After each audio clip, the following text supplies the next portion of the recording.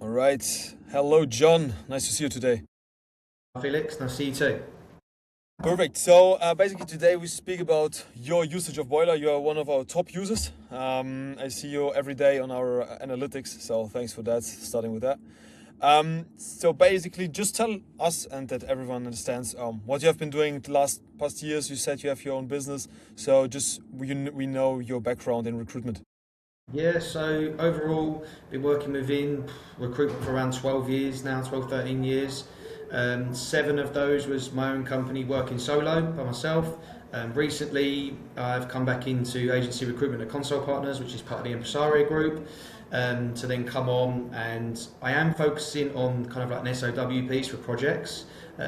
Obviously, some contingent will come hand in hand with that. The SOW, retainers, and embedded kind of solutions is where I focus. Market wise, you're looking at Germany and the Nordics. And it's around deep software engineering, so that's where I've been focusing right now. Over the years, I've done quite a few different desks.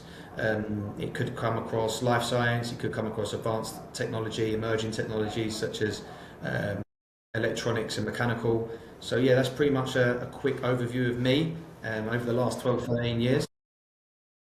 Did you remember, like, you have been in recruitment a long time, and did you see a difference between before 220, like before Corona, with, for example, inbounds and people reaching out to you, and the difference between now and then because people are less, like there are less people going to you like inbound, but you have to reach out to them. Do you saw any difference there, or is that nothing you saw? Yeah, so there is quite a bit of difference. It kind of depends what market you're working on because some of them are very candidate driven. Depends how niche you are, and also it also depends on what geographical territory you're working with as well. So in the Nordics, we still get people that reach out to us from time to time, just through word of mouth, and they're genuinely quite friendly people. Other territories are quite hard to break down. They don't always like being contacted, and they don't always reach out when they need help. So sometimes it takes a little bit more perseverance and persistence, shall we say, in order to get yourself in front of them for the opportunity. Are you talking about Germany with the second one? Yeah, yeah, yeah, yeah. Yeah, German people can be a bit tough. Yeah. I know that myself. Okay, would you say so? We saw all after, or I heard it a lot that after Corona there was like 1 or 2 years where like the market came back pretty fast. So there are 2 years of very high volume. So I think that was 2022, 23, something in that region.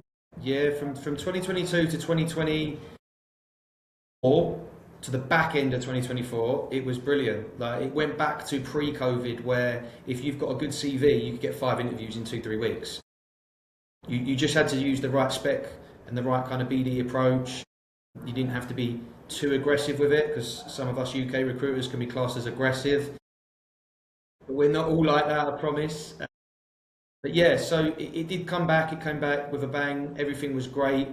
And then towards the end of 2024, start of 2025, things started to take a bit of a turn. And then a lot of people were cautious to hire, or candidates were very not reluctant to leave their job, but they were a little bit like, if I leave, it's the last one in, first one out. So people didn't want to take a new opportunity to then be in the firing line if redundancies or layoffs were to be made. So it was a tricky market for sure. Okay, and then how did you change your business development style? I think you adapted it. You told me your different ways of doing business development. How did you adapt to the market? So naturally, it went from not so much cold calling all the time, leaving voicemails, like hitting the phone as much. I would say cold calling definitely still works, and it always has done. And you always need to pick up the phone to get some good quality time on in front of clients as well. However, it was a lot of just touch points. So I appreciate you're not hiring right now. Is there anything I can do proactively in the background? Here's some market insights. Here's some talent insights that have been going on in the market at the moment. With other clients that were hiring, share the success stories and say, look, previously you was hiring ABC. I've recently done this for this client and this client. This is the success stories. where are you with your current business transformation? Because a lot of clients went through business transformations, especially in automotive, semiconductor, and other areas as well, where they had to kind of like almost rebrand because of the turbulence in the market. So it's just making it touch points, more conversational, personal, rather than saying, "Hi, my name's John. Can I have a job?" Where before, if I had a good candidate, you could send the candidate and you could probably draw a job from it pretty quickly, depending on how good the candidate was, of course, and what the client specifically was looking for. So you just had to change it to more relationship building rather than your aggressive contingent recruitment and then specking CVs and hoping something was going to come back. So I guess the best thing to do was volume plus personalized volume. So that's where you get the highest results, right? Yeah, and that's where it takes time as well, right? So you need to do your research, you need to put in the work, you need to do your homework about the client, you need to put additional information about the candidate. So you can't just put in a CV, you need to put in a summary, reason for leaving, what they're expecting, what their ambitions are. So you had to go in a lot more depth. So one spec CV, it could take hours of research in order to put together a list of 10, 15 clients. Then you have to go out and obviously locate them on LinkedIn, Sales Navigator, use various social networks to contact them. It could take 2, 3, 4 social networks for you to reach out to them, for them to either not come back to you or to come back to you on one of them and say, we're interested or we're not. So it's just adapting and adjusting your personal kind of outreach. But then once you've got the response, getting on the phone as quick as possible, because getting the FaceTime on a meeting, on the Teams or a Google, that's vital. Yeah. Okay. And basically the research. So you do a lot of research. Then once you have done the research, which companies are hiring, which you can reach out to, that's where then you start your whole personalized outreach, so to say. So how many hours would you say per day before Boiler? That's obviously what you're talking about. How many hours did you search manually for companies that are hiring, companies that could be hiring, companies within your spectrum, new companies that you didn't know about? What would you say, like how much per day would you spend on that rather to actually reaching out to them? I'll probably allocate at least an hour or two a day to start building lists. So my main priority when the market dipped was to build lists weekly. So to improve my list, to make them more accurate, to find out who's responding, who's not, who's interested, who's not, who is actually hiring, who isn't, what kind of profiles they typically look for. But then on the reverse side, you still need to do your research on the candidate side. So who's looking for a job, who's open to a new job, and who's active on the market. Because anybody who's active on the market is probably had their CV sent out 15, 20 times by different recruiters. So first of all, you had to find someone that was more passive, in my opinion. Therefore, they haven't applied to any jobs in the last 6 months. That candidate then becomes an asset, becomes value, right?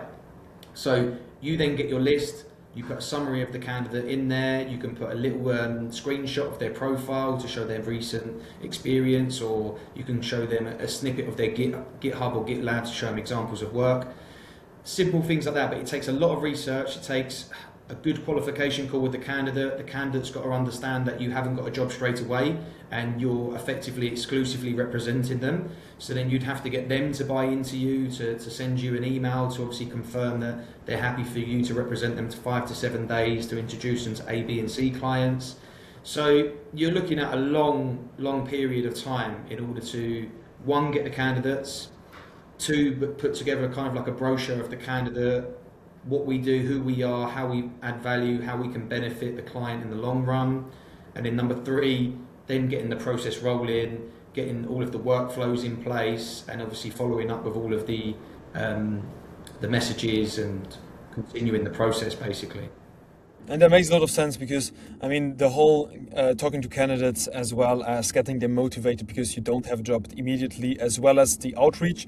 Now, as you said, everything has to be personalized, so you cannot use. There are some people that use AI, but as I understand it, in my opinion, you have to talk to the candidate. He needs to understand you. You represent him, so they can put AI into place. Then the outreach. You have a lot of companies. What they're doing right now is you have like spray and pray. You take a database, you shoot out 1,000 emails generated from ChatGPT or from any other AI, but not really personalized, without brochure. So that's where you get like very low conversion rates.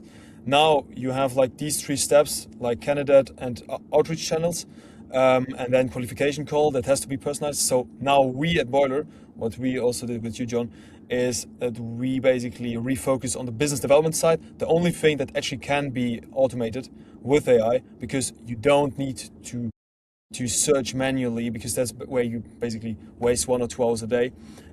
So basically, then you focus more on the personalized side with candidates instead of searching manually and getting the leads in the first place. Could you share some experience with that, John?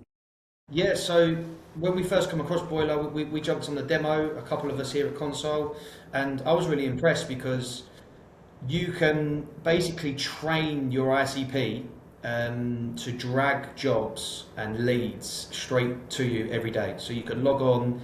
It depends how niche you want to go. You could go as niche as you want. So you could get one lead a day, depending on whether you're working in the market where it's very scarce, or you could have 10, 20, 30 leads a day. So ideally, I try to get between 5 and 10 a day. And then I have my brochure, and I have my ways of obviously locating the hiring managers within these companies when the leads come in, and it saves me scraping LinkedIn, it saves me going on Crunchbase, it saves me going on all these different kind of different websites, 5, 6, 7 different websites, having all these different subscriptions in order just to collate the data to have kind of like a hunting list. And then to spec CVs out, or to send an introduction message to say, this is a success story that we've had recently, or see a recent testimonial on my LinkedIn. So Boiler's saved me hours and hours of research and tedious admin, where on a Friday you might sit there and just go through all of the live jobs that have been added to LinkedIn, or you might go through a load of company websites to see how often they update their roles on there. There's various different ways you can do it. I've probably tried most of them over the years. But Boiler, you can train it, you can adapt it. If you don't want jobs from LinkedIn, you say, I don't want jobs from LinkedIn, I only want jobs from company websites. Yes, you will get a few less jobs.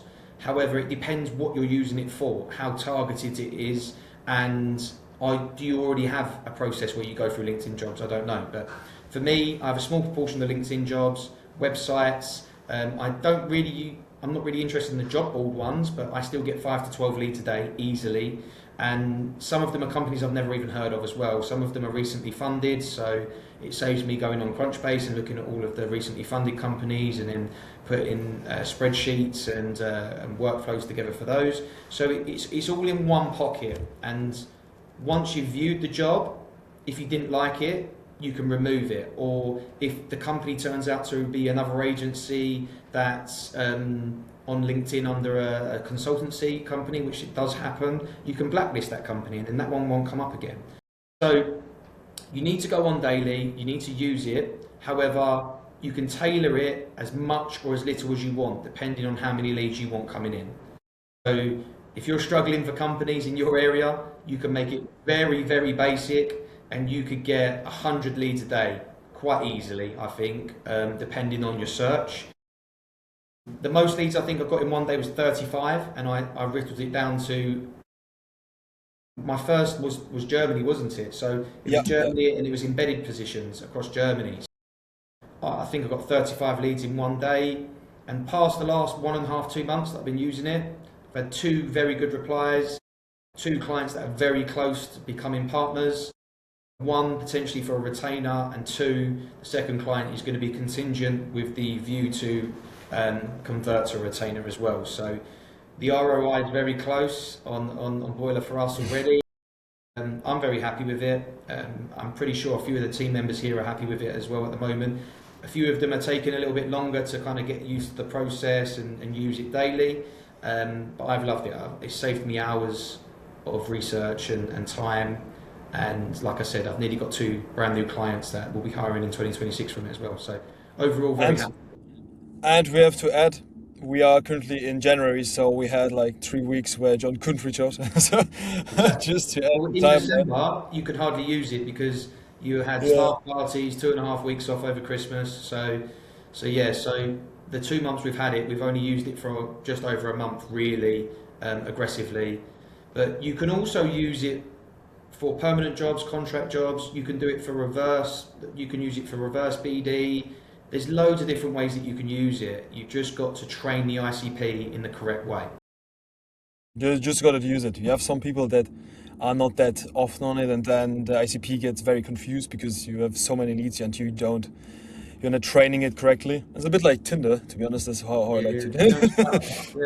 enough, yeah. Sorry? If you don't swipe enough, yes. Algorithm gets confused. Yeah, No, exactly. good. That's good to know. So for everyone who will be using it, do it like John. Use it daily. So that's what I will be saying now. But anyway, anything other you want to add, John? Otherwise, I will let you go to reach out again because yeah, it's January. You have to fill in your inboxes, I guess. Yeah, exactly. Still got some jobs to fill. So, yeah, I think Boiler's been great. They are looking at new releases and new updates and new kind of product releases as well, which could make other areas very easy. I believe you're working on a few of those at the moment. I won't break them too easy or say them on here because people are going to have to get a demo to find out more. But yeah, Very I'm good. happy with it and it's working very well. So I'm going to Nice. continue to work with it, and that's been I great. appreciate it. And then keep me updated on these jobs, and then we go from there. Thanks, John, for your time, man. Take care, Felix. Thank you. Thanks, man.